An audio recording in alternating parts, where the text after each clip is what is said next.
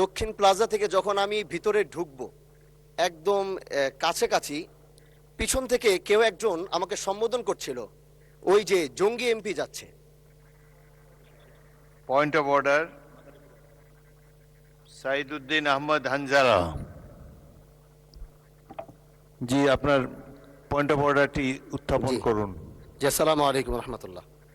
মাননীয় স্পিকার, আপনাকে ধন্যবাদ। আমি প্রথমবার দাঁড়িয়ে কথা বলছি।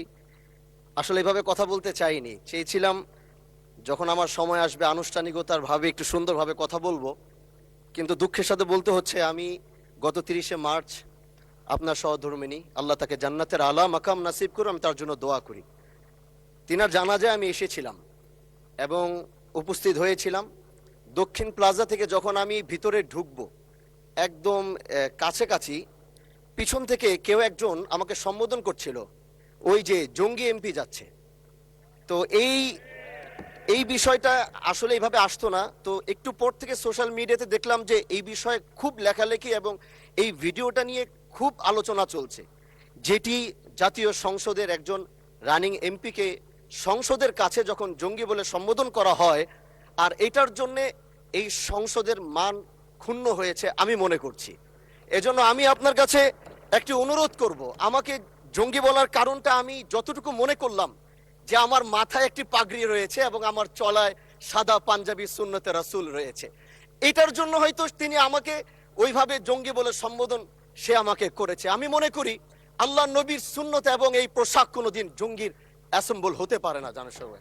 এই জন্য আমি আপনার কাছে একটি অনুরোধ করতে চাই, মাননীয় স্পিকার, আপনি সিসি ফুটেজ যেটি রয়েছে, আপনি যদি মাননীয় স্বরাষ্ট্রমন্ত্রী এবং সংসদের সার্জেন্ট অ্যাট আর্মসকে যদি আপনি একটু অনুরোধ করবেন বা তাদেরকে একটু নির্দেশ দিবেন যে কারা এই কাজটি করেছে। অবশ্যই এই কাজটি এজন্য করেছে যেন এখানে আমাদের বিরোধী দল যারা রয়েছেন এখানে তাদেরকেও হয়তো তাদের সম্মান ক্ষুণ্ণ করার জন্য হতে পারে, ওখানে প্রশাসন দাঁড়িয়েছিল, প্রশাসনের সম্মান ক্ষুণ্ণ করার জন্য হতে পারে। এই জন্য আমি চাচ্ছিলাম একটি সঠিক তদন্ত যদি আপনার মাধ্যমে নির্দেশনা আসতো তাহলে এই বিষয়টি ক্লিয়ার হতো। ধন্যবাদ। মাননীয় সদস্য, বিষয়টি অবশ্যই অত্যন্ত দুঃখজনক। আমি আপনাকে অনুরোধ জানাবো, বিশেষ অধিকার প্রশ্নে আপনি এ ব্যাপারে একটি নোটিশ দেন, বিষয়টি আমরা বিবেচনা করব। বিশেষ ধন্যবাদ।